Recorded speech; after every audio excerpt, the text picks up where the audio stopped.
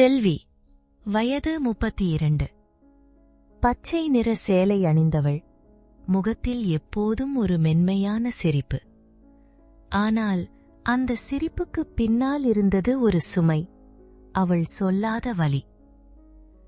BCom முடித்த அவள் படித்தவள், பண்பாட்டுடன் வாழ்ந்தவள். கணவர் அரவிந்த் ஒரு தனியார் நிறுவனத்தில் மேனேஜராக வேலை பார்த்து வருபவர். வெளியில் பார்த்தால் எல்லாம் சரியான வாழ்க்கை போல தோன்றும். அழகான வீடு, வேலை செய்யும் கணவன், மாமியார், மூவரும் சேர்ந்து வாழும் குடும்பம்.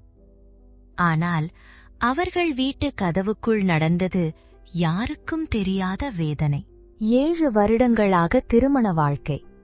ஆனால் இன்னும் ஒரு குழந்தையும் இல்லை.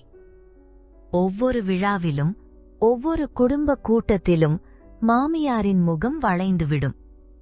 குழந்தையில்லாத பெண் எதற்கு என்ற பார்வை செல்வியை குத்தும் கத்தியைப் போல் இருந்தது. மருத்துவர், உடல் சிகிச்சை எடுத்தால் பிள்ளை வர வாய்ப்பு நல்லதுதான் செல்வி என்று நம்பிக்கை அளித்தார். சிகிச்சைக்கான செலவு அதிகம். அதற்கு தந்தை முன்வந்தார். மகளின் முகத்தில் சிரிப்பு வேண்டும், அதுவே எனக்கு பேறு என்று கூறி முழு செலவையும் ஏற்றார். ஆனால் மாமியார் அதிலும் அமைதியில்லை. தினமும் ஒரு புதிய காரணம், ஒரு புதிய குற்றச்சாட்டு. எல்லாம் உன் குறைதான், எங்க பேரனுக்கே ஏன் முகம் காட்ட முடியல. கணவர் அரவிந்த் அமைதியான மனிதர். ஆனால் அந்த அமைதியே சில நேரங்களில் செல்விக்கு வேதனையாக மாறியது. அவள் பேசியாலும் பதிலில்லை. ஆனால் மாமியார் பேசினால் அவளது வார்த்தை மட்டும் கேட்கப்படும். ஒரு நாள் மாமியார் மிகுந்த குரோதத்துடன் கூறினார், அரவிந்துக்கு உன் தங்கையை கல்யாணம் செய்துவிட்டால்தான் செந்தாமரை வீட்டுக்கு பெருமை வரும், சொத்தும் நம்ம கையில் இருக்கும்.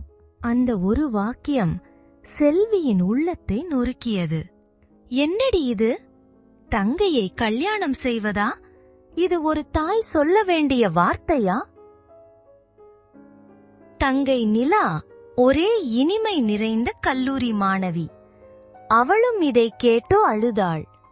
அக்கா, நான் இப்படி செய்ய மாட்டேன். உன்ன மாதிரி நல்லவள் துன்பப்படக்கூடாது. அந்த இரவு வீட்டில் சும்மா இருந்தது. அழுகையோ சிரிப்போ இல்லாமல், ஒரு புயலுக்கு முன் இருக்கும் அமைதி மாதிரி. செல்வி தனது கணவர் முன்னால் நின்று கண்ணீருடன் பேசினாள். அரவிந்த், உனக்கு இன்னொருத்தி வேண்டுமா? நீ சொல்லு. நான் சிகிச்சை எடுக்கலாம். குழந்தை வரவில்லை என்றால் தத்தெடுக்கலாம்.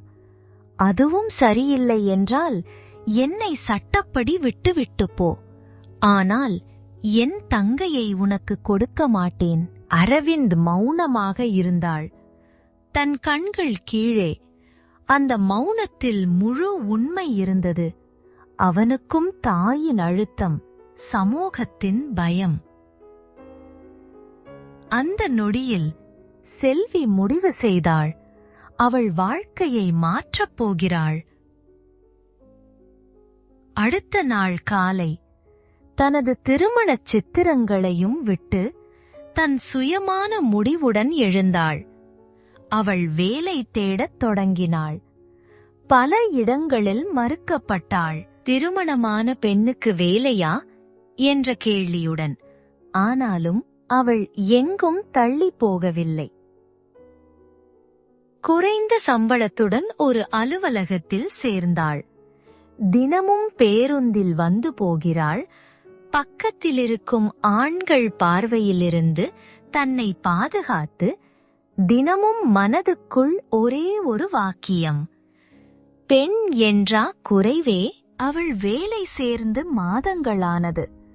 அவளைப் போல பல பெண்கள் அங்கே இருந்தனர். ஒவ்வொருவருக்கும் ஒரு கதை இருந்தது. ஒரு பெண் தன் குழந்தைக்காக அழுகிறாள். இன்னொருத்தி கணவன் அடிக்கும் துன்பம் சொல்லுகிறாள். செல்வி கேட்டாள், நாம் எல்லோரும் ஏன் மௌனமாக இருக்கிறோம்? நாம் பேசினால் பயமா? ஒரு பெண் சிரித்து சொன்னாள், பேசிக்கொண்டே வாழ முடியுமா? அந்த நாளிலிருந்து செல்வி ஒரு முடிவை எடுத்தாள். பெண்களுக்கு மன உறுதியை சொல்லும் ஒரு குழுவை தொடங்க வேண்டும் என்று. அவள் அலுவலகத்திற்குப் பிறகு மாலை நேரம் பெண்களை சேர்த்து சிறிய ஆதரவு வட்டம் ஆரம்பித்தாள். வீட்டில் கூட எதிர்ப்பு வந்தது. அந்த வேலையெல்லாம் விடு, வீட்டிலிரு. ஆனால் செல்வி மாறியிருந்தாள். அவள் பயப்படவில்லை. சில மாதங்களில் அந்த வட்டம் ஒரு அமைப்பாக மாறியது. பெண்கள் வந்து தங்கள் கதைகள் சொல்ல ஆரம்பித்தார்கள். அழுதும் சிரித்தும் அவர்கள் தங்களையே கண்டார்கள். செல்வியின் சொற்கள் ஒரு தீப்பொறி ஆனது.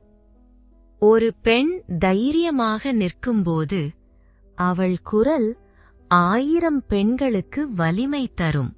நிலா தன் அக்காவை பார்த்து பெருமையுடன் சிரித்தாள். மாமியாரும் அந்த சங்கத்தில் கலந்து நின்று பார்த்தார் மாறிப்போன செல்வியை. அவள் இனிமேல் ஒருவரின் மனைவியானும் இல்லை, ஒருவரின் மருமகளானும் இல்லை. தன்னால் தன்னை உருவாக்கிய ஒரு பெண். அவள் கனவு குழந்தை அல்ல, சுயமான வாழ்க்கை.